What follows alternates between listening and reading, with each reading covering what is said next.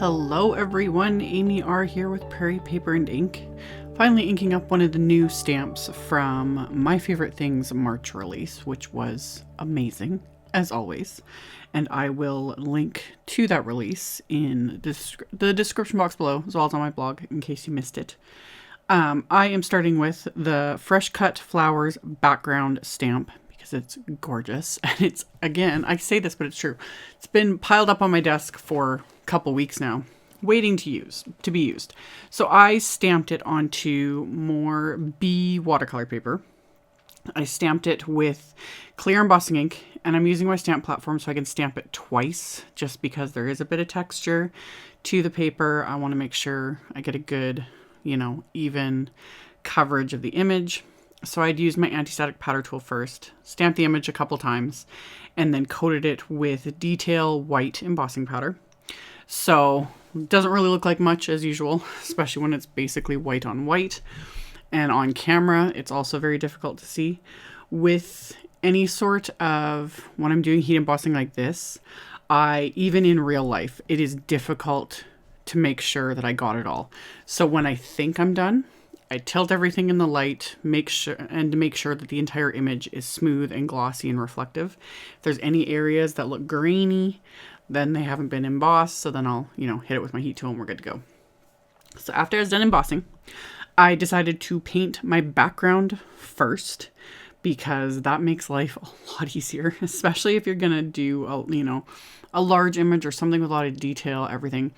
The amount of times that I go to paint something and then once it's done, it's like I'm almost scared to do the background because, you don't want to mess up all the effort you put in. So I did my background first, but I kept it also very simple. I could have done darker colors. It's especially nice when the image is heat embossed. It's a little easier to kind of go around and not get color on the main image. But even then, because I was using such pale color, it didn't really matter. There's a couple spots I'm sure I went over the lines, but yeah. And the watercolors I'm using, again, are the Prima Pastel Dreams, because I'm kind of obsessed with this little palette. So that's what I use for all my watercoloring. And I start off basic. I'm just doing a very light flat wash of color on these blooms. I did the one more of a kind of peachy pink color. The next one I'm doing a little more pink, just cause. So keeping it very, very simple, just starting with this first layer. And this time I'm using my silver watercolor brushes. These are very nice brushes. They're a little more pricey. The nice thing about them though is they hold more water and they hold more color, which I will show in a second here.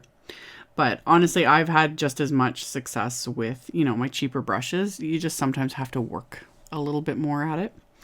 So after I've done this first layer, I'm going in to do my second layer. And this is where the brush comes in handy, because I mixed up a darker mixture of that, pink and orange. And with my larger brush, I'm applying the color with that. And then I'm taking a slightly smaller, it doesn't matter about the size. It just happens to be a slightly smaller paintbrush, because I don't have like multiples. And the second brush doesn't have any watercolor in it. It is just damp with water. It's not soaking wet. It's just a little bit damp with water. And I use that to pull out the color I apply with the first brush. So you can see here, until I'm almost done this entire flower, I don't re-dip into that watercolor because the brush holds that much. So I just apply a little bit and pull it out with the second brush. And this is definitely something that takes a little more practice. And it's something like using two brushes isn't something I used to do ever.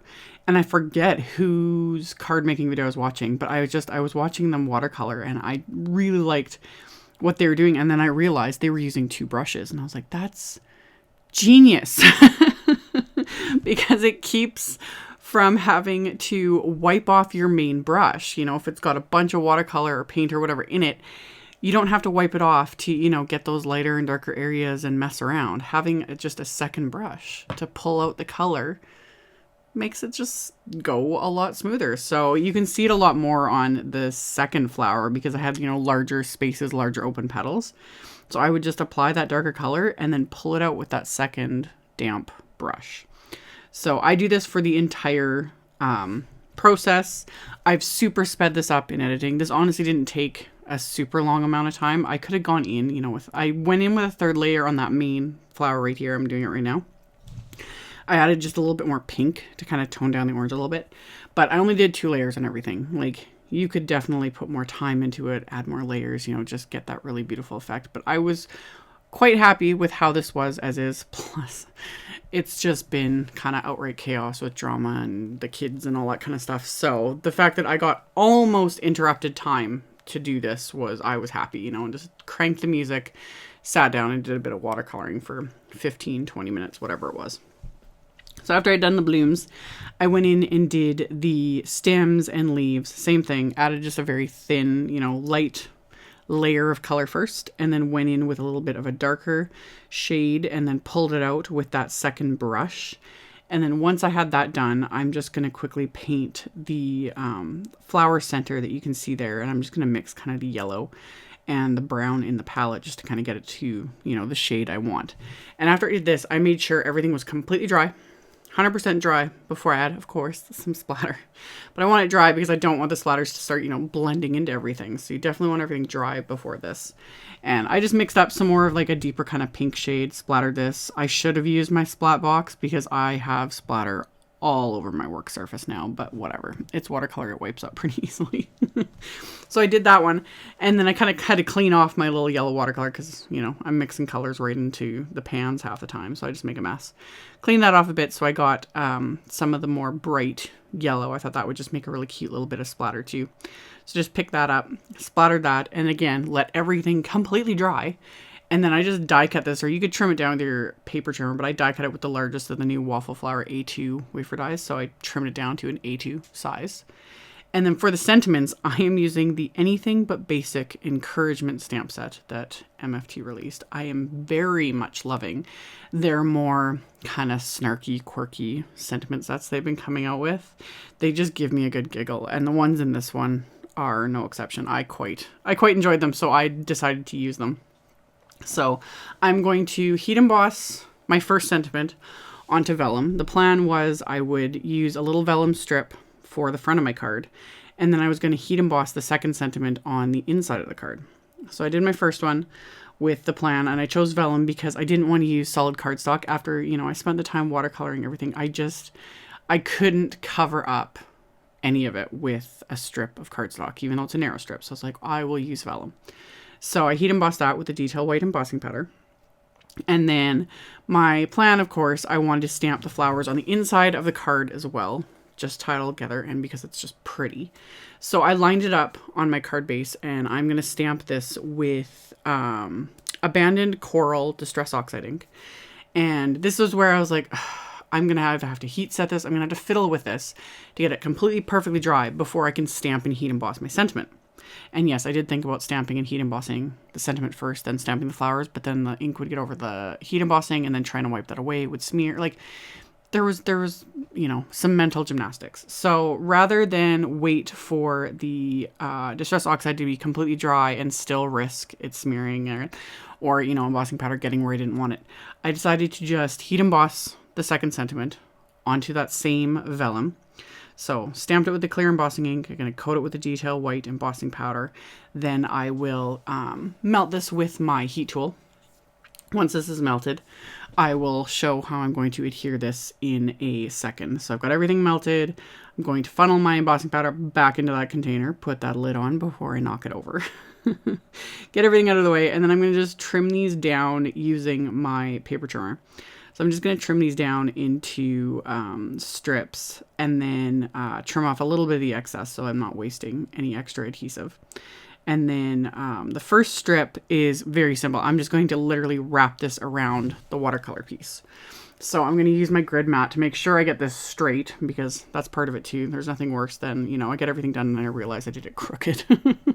Happens. It does happen. So made sure I had it straight and lined up. Use my grid mat to make sure that strip was straight. The card front was straight. Once it's all good, I just use washi tape, tape it on the back because no one's going to see that in the end. So tape that into place. And then to adhere the strip on the inside, any adhesive you use is technically going to show. But one way to eliminate that, and I did a video on this forever ago. It was a long time ago. I forget how long ago. But one way to eliminate that is to coat the entire back of the vellum with adhesive, because then you can't tell whether or not there's adhesive there. And one of my favorite ways to do this is to use my little Xyron machines, because it's like more of a dry adhesive, not liquid, and it coats the whole piece. So that's what I did. I ran the strip through my little Xyron X. It's coated that entire piece in adhesive. I press it down. You can't tell. Like, doesn't look any different. It's perfect. I haven't done this in forever, but now that I've reminded myself, it's like, oh, I used to do this every once in a while. I like how this looks. So I'll have to start doing this more. It's just a really easy way to add sentiments. You know, you get that pop of the heat embossing, you get that nice little look at the vellum, and you don't have to worry about trying to adhere or being very choosy with your adhesive.